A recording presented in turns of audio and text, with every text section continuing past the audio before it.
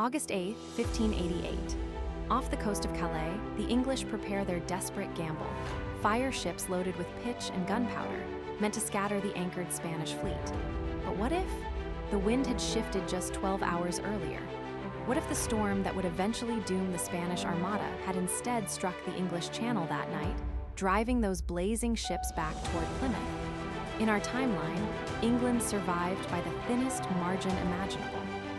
But imagine the alternate path, where Spain's 130 warships successfully landed 30,000 veteran soldiers on English soil, where London fell within weeks, where Elizabeth I was captured, tried, and executed, where the Protestant Reformation was violently reversed across Northern Europe.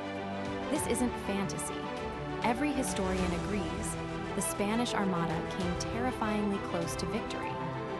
The weather, not English naval superiority, determined the fate of the modern world. Today, we explore the timeline that nearly was, and the unrecognizable world it would have created. To understand what Spain almost achieved, you must first grasp the scale of Philip II's ambition. The Spanish Armada wasn't simply a naval expedition. It was the most expensive military operation in human history to that point. Philip had spent 2 years assembling this fleet, draining the legendary silver mines of Potosi to fund it. 130 ships, 2,400 cannons, 30,000 soldiers and sailors. The commander, the Duke of Medina Sidonia, was no warrior. He was a reluctant administrator who allegedly begged the king to choose someone else, claiming he got seasick. But Philip's strategy was brilliant in its simplicity. The Armada wouldn't conquer England alone. It would sail up the English Channel, rendezvous with the Duke of Parma's 27,000 battle-hardened veterans waiting in Flanders, then escort this invasion force across the narrow sea to Kent. England's army numbered barely 15,000 poorly trained militiamen. Spain's tercios, pike and musket formations, were the most feared military force in Europe, undefeated in open battle for decades. If they landed, England would fall. It was mathematics. Now we arrive at the pivotal moment, the night of August 7th, 1588, off Calais. In our reality, the Spanish fleet anchored in a tight defensive formation, waiting for word from Parma.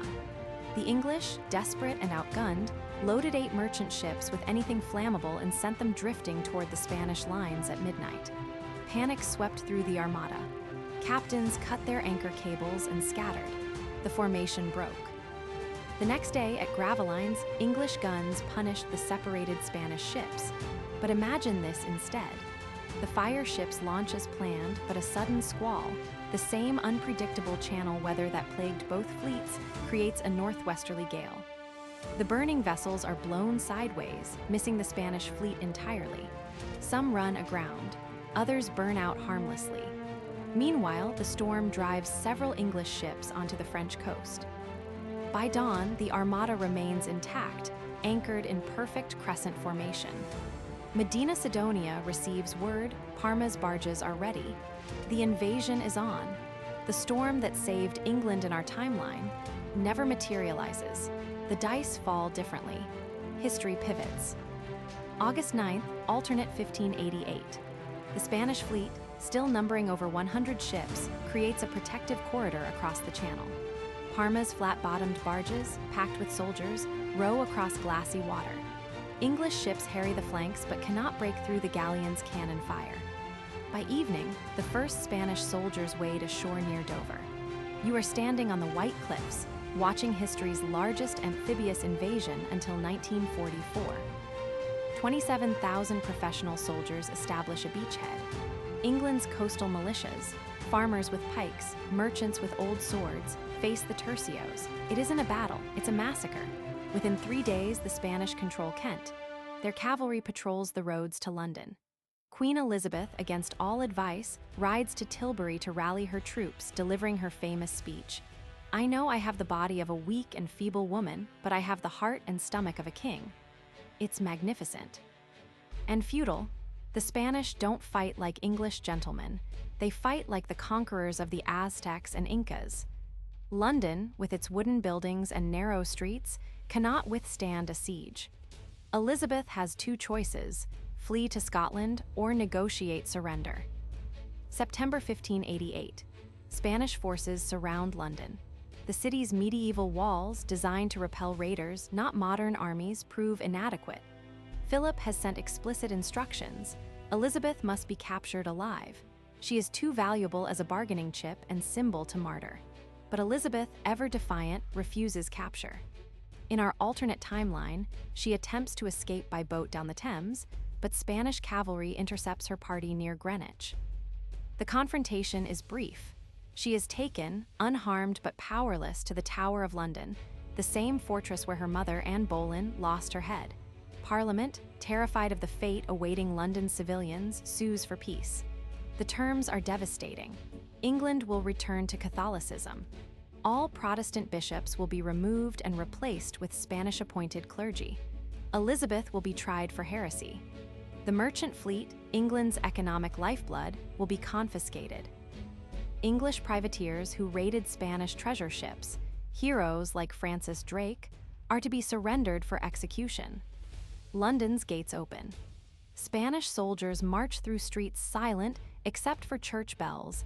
Now ringing in the Latin Mass, the Protestant experiment in England dies after just 30 years. Within months, the religious transformation begins. Philip doesn't simply restore Catholicism, he wages war on Protestant memory itself. English Bibles are burned in public squares. The printing presses that spread Protestant ideas are destroyed. Monasteries and convents, dissolved by Henry VIII, are re-established. Spanish Jesuits arrive by the hundreds to re-educate the population. Oxford and Cambridge are purged of Protestant scholars. Resistance emerges naturally. In East Anglia and the Midlands, Protestant nobles organize guerrilla warfare. But Spain has experienced crushing rebellions. The Duke of Alba, who terrorized the Netherlands into submission, is appointed Governor-General of England. His methods are brutal. Entire villages suspected of harboring Protestant preachers are razed. Thousands are executed. Tens of thousands flee to Scotland, which becomes a Protestant refugee haven. Temporarily. Because Scotland, surrounded and isolated, cannot resist forever. By 1590, James VI, who in our timeline became James I of England, is forced to convert to Catholicism to keep his throne. The Stuart dynasty survives by betraying the Reformation. The British Isles, unified under Spanish oversight, become the northwestern pillar of Catholic Europe. But where do England's Protestants go? Scotland offers temporary sanctuary, but James's conversion ends that. The Netherlands, already fighting Spain for independence, cannot absorb millions of refugees. Some flee to Scandinavia. Lutheran Sweden and Denmark become havens. Others undertake a more radical journey. In our timeline, English Puritans founded Plymouth Colony in 1620, seeking religious freedom. In this alternate timeline, that exodus begins 30 years earlier, in desperation rather than idealism. By 1595, Protestant merchant companies are chartering ships to the New World. Not hundreds of settlers, hundreds of thousands. Entire communities, complete with clergy, craftsmen, and farmers, establish colonies from Maine to the Carolinas. These aren't the cautious, well-planned settlements of our history. These are desperate refugees fleeing persecution, bringing intense religious fervor and a hatred of Spanish authority. They name their settlements New Bristol, New York, New London, a Protestant civilization in exile. Meanwhile, Spanish conquistadors are also moving north from Florida and Mexico. The stage is set for a North American religious war that will dwarf the European original. The collision is inevitable. The consequences ripple across Europe. France, already torn by religious civil war, watches England's fate with horror. The Huguenots, French Protestants, realize they could be next. In our timeline, Henry IV of France converted to Catholicism, famously declaring Paris is worth a mass, and established religious tolerance. In this timeline, he doesn't have that option. Spanish power, amplified by English resources, dictates European politics. Henry either remains Protestant and faces Spanish invasion, or converts and loses Huguenot support. He chooses defiance. France and Spain go to war in 1593, with the Protestant German states joining France. The 30 Years' War, which in our timeline began in 1618, starts 25 years earlier, and it's far bloodier. Meanwhile, the Netherlands Rebellion, which in our history succeeded partly because England supported them, collapses. Without English privateers raiding Spanish shipping, without English loans funding Dutch resistance, Spain recaptures Amsterdam by 1595. The Dutch Golden Age, Rembrandt, Vermeer, the flowering of art and commerce, never happens. Northern Europe becomes a Spanish lake. The balance of power that defined modern Europe evaporates. By 1600, in this alternate timeline, the world is unrecognizable. The scientific revolution, which in our history flourished in Protestant England and the Netherlands, stalls. Galileo's trial happens earlier and ends worse. His books are burned, and he's executed as an example. Without English naval competition, Spain's empire expands unchecked. The Pacific becomes a Spanish Ocean. Japan, which in our timeline expelled Catholics after 1614, instead becomes a Spanish trading partner and Catholic nation under different circumstances. India's coastal regions fall under Spanish rather than English control. Most significantly, without Protestant competition and the intellectual freedom it fostered, the Enlightenment never occurs, or occurs 2 centuries late and differently. The Industrial Revolution, born from Protestant work ethic and intellectual freedom according to many historians, is delayed. Democracy, which emerged from Protestant ideas about individual conscience and covenant communities, remains a fringe concept. By 1700, the world is dominated by Catholic absolute monarchies. Spain, Austria, France eventually reconciled under Spanish influence. Religious uniformity is enforced. Dissent is crushed. Scientific progress is controlled by the Church. And in England, now called New Castile by its Spanish overlords, no one alive remembers Protestant rule.